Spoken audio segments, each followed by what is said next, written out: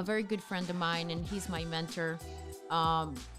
He's always said to me, Sonia, it's the banker, it's the lawyer, your CPA. I mean, those people are going to help you win, and they're going to help you when you need it the most. And I would say in the last probably 2 years, the strongest relationship that I have nurtured has been the banker.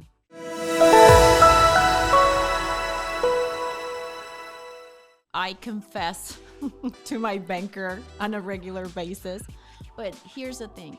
I really want him to know where I'm at, where I'm going, and how can the banks, suit me. You guys know that all of the banks are different.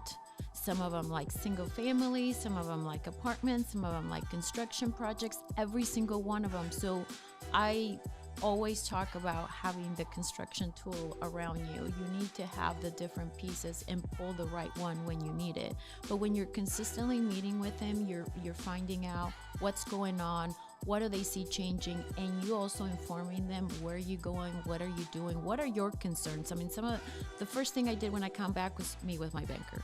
Okay, what have I missed? Where are interest rates at? What are you looking at? I've been able to get some of my construction clients construction loans right now when everybody else turned them down because of that relationship. Right. Obviously, it wasn't just me. Their numbers also had to be in place, and we all know banks have different flavors for clients, so you need to understand who's making the decisions, how quickly can they pull them.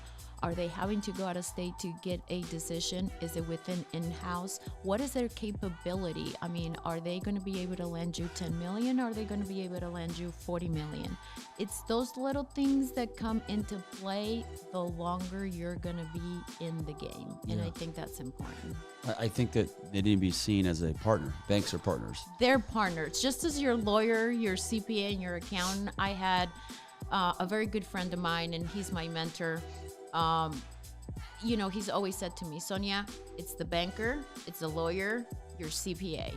I mean, those people are going to help you win, and they're going to help you when you need it the most. And I would say in the last probably 2 years, the strongest relationship that I have nurtured has been the banker.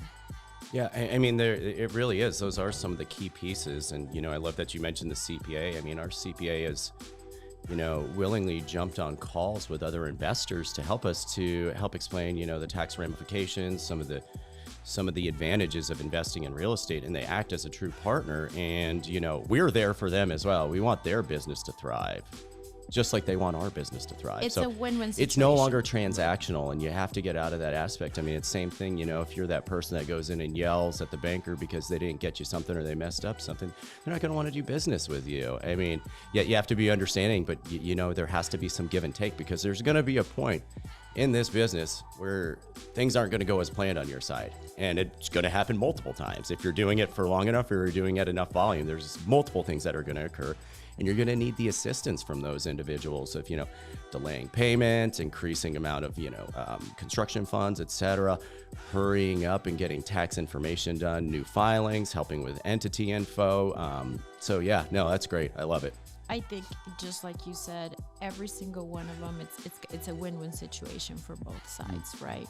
Your lawyer's protecting you, your CPA is running the numbers, sharing with you consistently, helping your clients, obviously, at the same time. And, I would say this, we think of the lawyer only when we need them.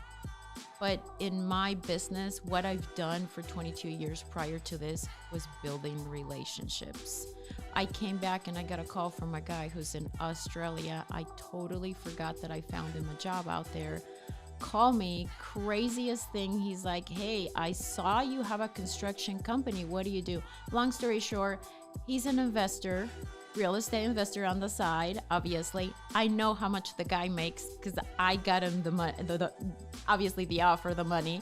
And he's saying, I am investing in Kansas City, so let me know if you come across a deal because I have cash. Well, of course he does. I know how much he makes, by the way. So, it's building those relationships. And I think people sometimes forget that when you have somebody reach out to you and you're like, hey, I want coffee or I want this, Believe me, sometimes it's hard, but it's building those relationships in the future. If you're going to be in the game, you got to build them, period. That's all I did for like the first 2 or 3 years.